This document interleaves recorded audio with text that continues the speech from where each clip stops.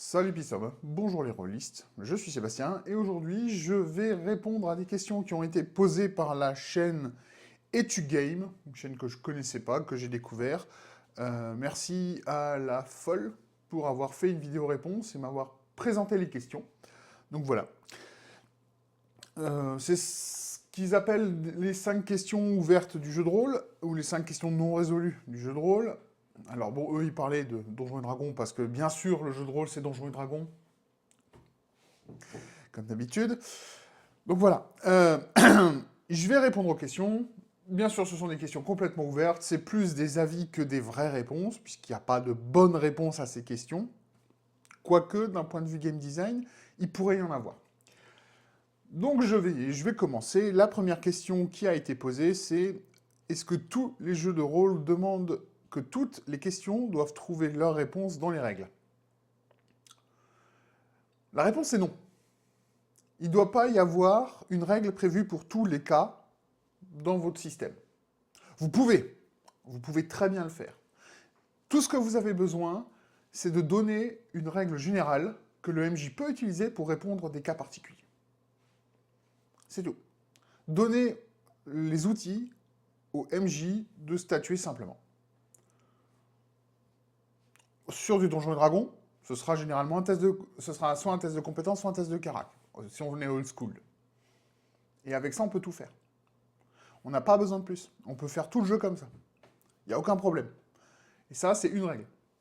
Enfin, pas une règle, mais vous prenez votre D20, vous le lancez, vous additionnez, disons par exemple, bon, c'est pas le cas dans les vieux D&D, mais c'est vous prenez le résultat de votre dé, vous y ajoutez votre bonus de caractéristique ou votre carac selon le jeu, plus un bonus supplémentaire pour une compétence, votre niveau, des choses comme ça.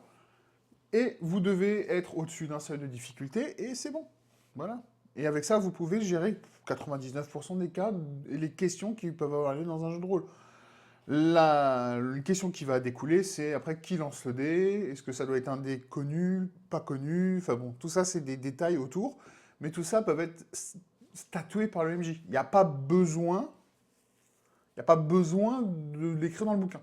Vous pouvez l'écrire dans le bouquin pour donner l'outil déjà construit pour le MJ, et il vous remerciera parce qu'il n'aura pas besoin forcément de réfléchir, il aura juste besoin soit de s'en rappeler, soit d'aller trouver le texte dans le bouquin. Ce qui veut aussi dire qu'il faudra se le noter, enfin bon, passons. Mais ouais, voilà. Il n'y a pas besoin de... que toutes les questions aient une réponse dans les règles. Et pareil, si c'est les questions dans le sens... les questions qu'on va poser aux joueurs, les challenges qu'on va poser aux personnages, et ben non, il n'y a pas besoin que toutes les réponses... Pareil, il n'y a pas besoin qu'il y ait des mécaniques précises pour faire chaque action. Il peut y avoir des cas généraux et ça marche très bien. Je ne vois pas où est le problème. Donc voilà. Question numéro 2. Est-ce qu'un jeu de rôle doit mettre à l'épreuve le joueur ou son personnage? Au minimum le personnage, au mieux les deux. Enfin, pardon, au pire les deux, au mieux le personnage. Je devrais plutôt dire ça. Je m'emmène les crayons. Excusez-moi, hein, je suis pas encore réveillé. Il est là mon café à moi. Ou qu'il est chaud. Et c'est le personnage qui est face à l'énigme. Après, si vos joueurs ont envie de résoudre l'énigme, ils peuvent la résoudre. On peut considérer que ça donne un bonus au personnage ou ça résout l'énigme. Tout comme roleplay une interaction sociale, résout l'interaction sociale alors que c'est pas le joueur qui l'a fait, c'est le personnage. Donc c'est les compétences sociales du personnage qui rentrent en jeu et pas le joueur. Mais comme on aime bien se tester sur des choses, on peut considérer que quand le joueur résout une situation, ça résout pour le personnage.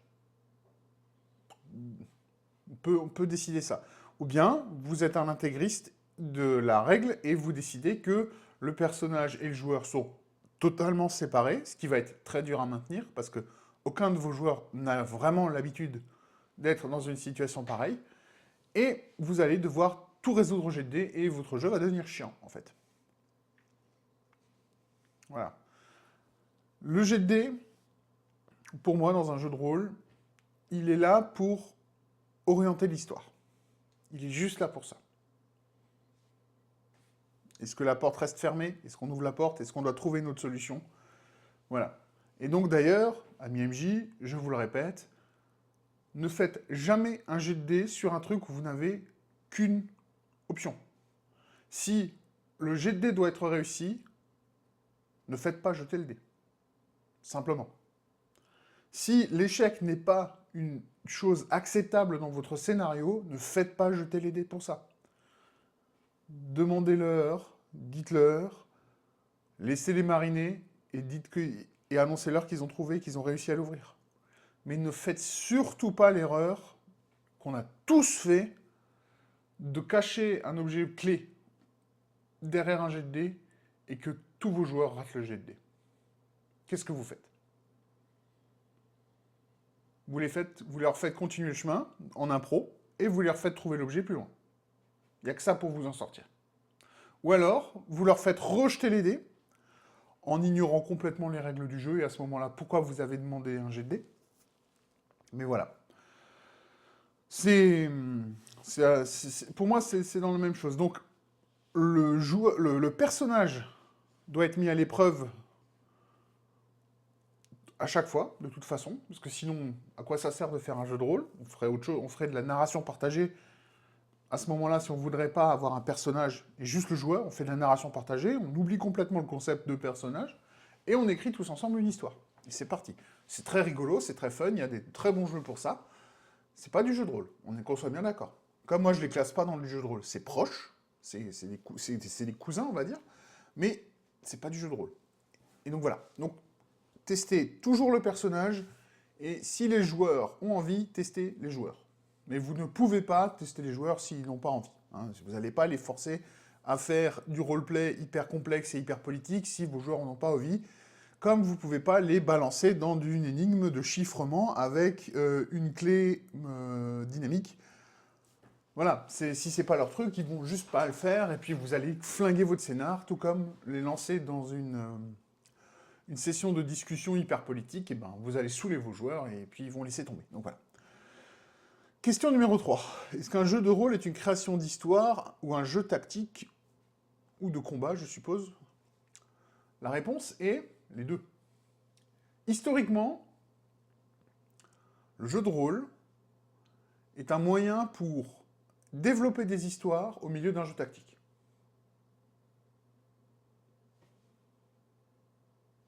C'est littéralement ça que Arneson et Gygax ont créé.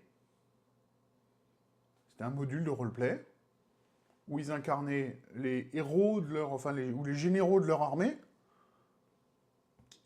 Ils partaient faire des aventures, ils faisaient des roleplays de cours et des choses comme ça. Et ils laissaient leur armée de côté, et c'était juste des héros qui partaient en aventure. C'est littéralement les deux. Vous ne pouvez pas séparer les deux.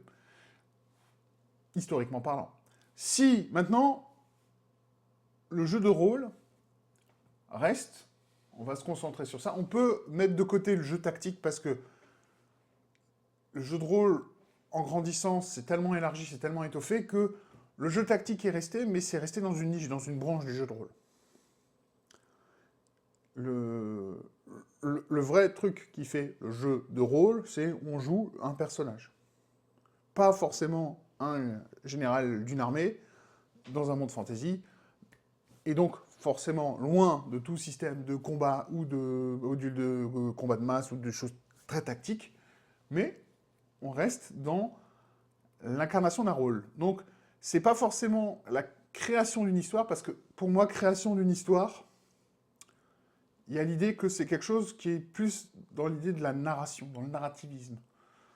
Pour moi, le jeu de rôle, c'est marqué sur la boîte. Jeu de rôle, on est là pour jouer un personnage.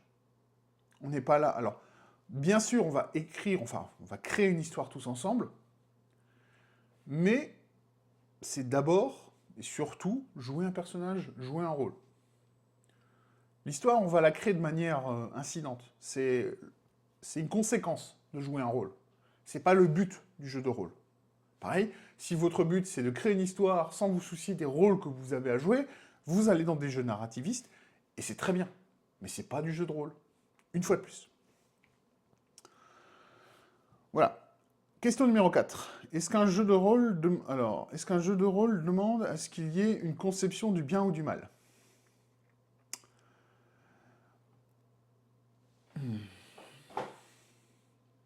Elle n'est pas facile, celle-là.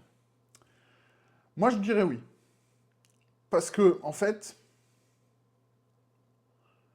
Alors, c'est pas vrai. Il ne faut pas une notion de bien ou de mal, mais il vous faut forcément un antagoniste et un protagoniste. Le protagoniste vont forcément être les joueurs. L'antagoniste, c'est la force ou les forces qui vont empêcher les joueurs de progresser. Est-ce que derrière, c'est un bien ou c'est quelque chose dans le camp du bien ou du mal? C'est une autre histoire. Vous pouvez faire un jeu uniquement dans un monde de gris. Vous allez faire un truc hyper dépressif et hyper chiant à mon goût. Parce que moi, c'est quelque chose que j'aurais pas envie de jouer. Mais, voyant le succès de certains jeux de rôle et de certains univers, il y a clairement de la demande. À mon plus grand désespoir. Je pense qu'avoir un monde manichéen, donc marquer clairement la distinction entre bien et mal, un monde à la Star Wars, un monde à la Donjons et Dragons, un monde à la Tolkien, pour revenir sur les bases, ça marche très bien. Pourquoi? Parce que c'est facile. Et plus vous rendez les choses faciles, plus vous permettez aux gens de rentrer facilement dedans. C'est pour ça que moi j'aime bien avoir un monde marqué entre le concept de bien et de mal, parce que justement ça permet de bien marquer les choses, et on va pouvoir clairement dire, vous jouez des héros, vous jouez des méchants, même si pour moi il n'y a aucun intérêt, je suis un peu dans le camp de François Le Tart, et donc de la chaîne JDR des 30, qui est de dire dans le jeu de rôle, il n'y a aucun intérêt à jouer des méchants, sauf les rares cas où on fait vraiment une campagne ou un scénar de méchants, mais voilà. Généralement, on joue les forces du bien dans le JDR. Pourquoi? Parce que, je vous l'ai déjà dit, ce qui manque dans les médias actuels, dans les histoires qu'on raconte de manière moderne, choses qu'on voit au cinéma, choses qu'on voit à la télé, on voit de moins en moins de héros, on voit de moins en moins de modèles, on voit de moins en moins de choses qui donnent espoir.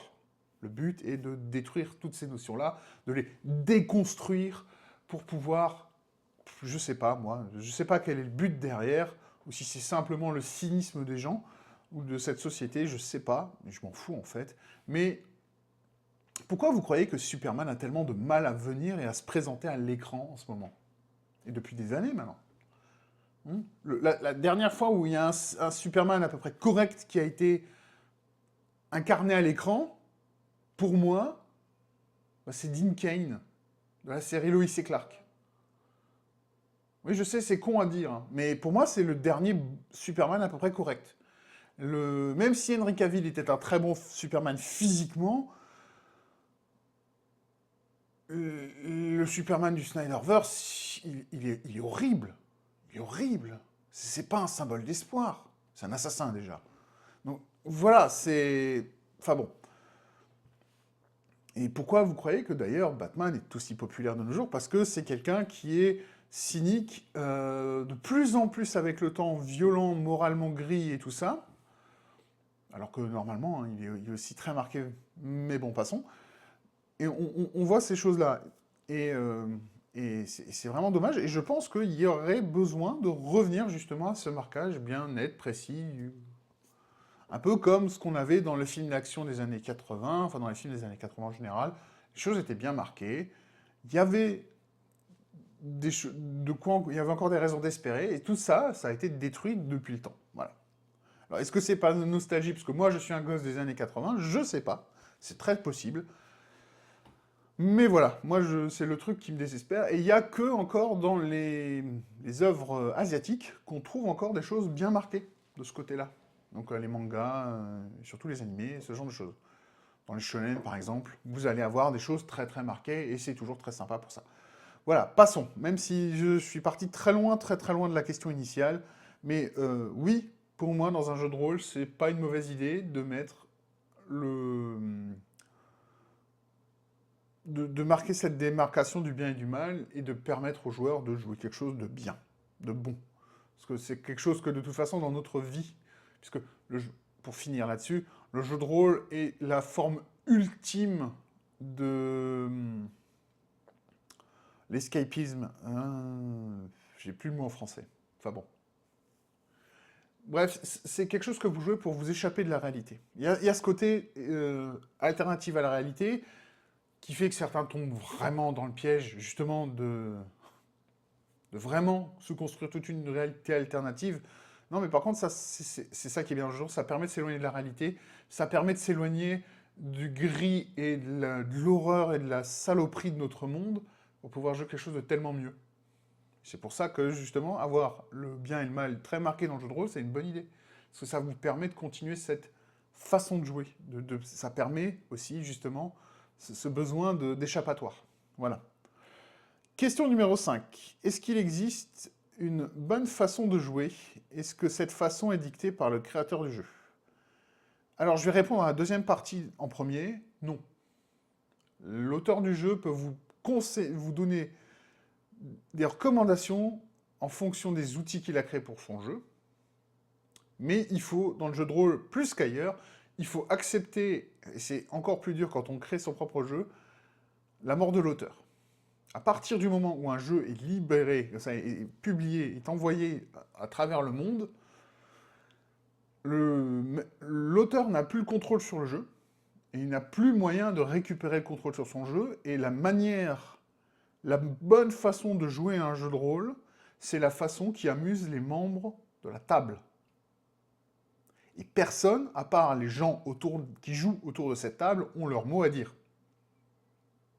Tous ceux qui vont vous dire « il faut jouer de cette manière », vous leur répondez « il faut surtout que tu fermes ta gueule ». On joue comme on veut. Je vous l'ai dit, je vous le répète, le jeu de rôle est pour tout le monde, mais tout le monde n'est pas bienvenu à une table précise. Il faut contrôler qui vient à la table parce que comment vous jouez est super important. Hein, faut comme ça, Gatekeep, il faut vraiment s'assurer que les gens autour de votre table sont là pour jouer d'une manière précise, définie, acceptée de tous. Que ce soit un consensus clair et défini. Vous ne pouvez pas laisser les gens venir et essayer de renverser cette manière de jouer. Parce que tout ce que ça fait, ça détruit les tables. Il y a autant de manières de jouer qu'il y a de tables de jeu de rôle, et il n'y a pas de manière unique de bien jouer au jeu de rôle. Tous ceux qui vous disent le contraire sont des gens qui veulent vous contrôler, et surtout contrôler votre manière de faire et de penser. Donc ces gens-là, vous leur dites simplement d'aller se faire foutre. Voilà. Aussi simple que ça. C'est pas parce que je vois des gens jouer à un jeu de rôle d'une manière que moi ne m'intéresse pas, que je n'apprécie pas, que je ne recommande pas, que je vais les empêcher de jouer. Je n'aurai toujours qu'une seule question à leur poser, c'est est-ce que vous vous amusez? Si la réponse est oui, continuez. Ne vous arrêtez pas. Si la réponse est non, oui, mais, il y a peut-être quelque chose à réfléchir ensemble. Ça ne peut pas venir de l'extérieur. La solution doit venir de l'intérieur, de la table. Jamais de l'extérieur. Pareil, nouveau joueur qui essaie de changer, de faire la révolution sur la table, sa manière de jouer, la manière dont l'histoire est racontée, foutez-le dehors, ce joueur. Il va vous foutre en l'air votre histoire. Si vous connaissez un peu le subreddit RPG Horror Story, je crois que ça s'appelle, il y a plein de chaînes qui sont dédiées à lire ces histoires. Alors, je connais le Loot Goblin, je crois que c'est, une chaîne YouTube anglaise qui lit ces histoires, et à chaque fois, c'est ça. Il y a toujours une force extérieure qui vient foutre la merde. Ou des gens qui n'ont pas posé les choses à la session 0 et se sont fait avoir. Mais, comme toujours, hein, l'importance de la session 0. Donc voilà, c'est super important. Et donc, comme dit, il n'y a pas de bonne manière de jouer au jeu de rôle. Il n'y a que la manière qui plaît à la table. Ne vous laissez pas influencer par des gens qui ne jouent pas à votre table. Voilà, c'est tout. Et je vois que la folle a rajouté... Alors, je ne sais pas si c'est une question bonus de Etugame ou si c'est la folle qui l'a rajouté, mais on va y répondre quand même. Quelle décision prenez-vous si un ou plusieurs joueurs ne peuvent pas être présents à une séance de jeu de rôle? Très bonne question.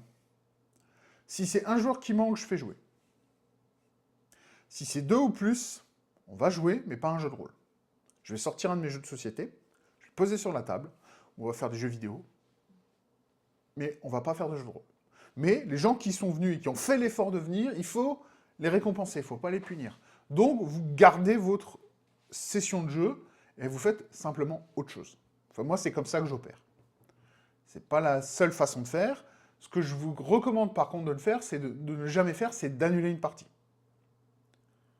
Surtout si les gens sont venus. Si vous voulez annuler la partie, il faut que l'annulation ait lieu bien avant le début de la partie, genre une journée avant, minimum. Que les gens aient le temps de se retourner. Mais voilà, moi c'est comme ça que je vois les choses. C'est récompenser les gens qui sont venus, organiser quelque chose et passer un bon moment ensemble, parce que c'est ça le but en fait. Donc oui, vous ne faites pas de jeu de rôle, mais vous pourrez faire un autre jeu qui est probablement tout aussi fun, même si c'est pas du jeu de rôle. Donc voilà. Et avec ceci, j'arrive au bout des 5 plus 1 questions, et je vous ai donné mon avis. Si vous avez d'autres réponses ou d'autres avis sur certaines de ces questions, n'hésitez pas à les noter dans les commentaires.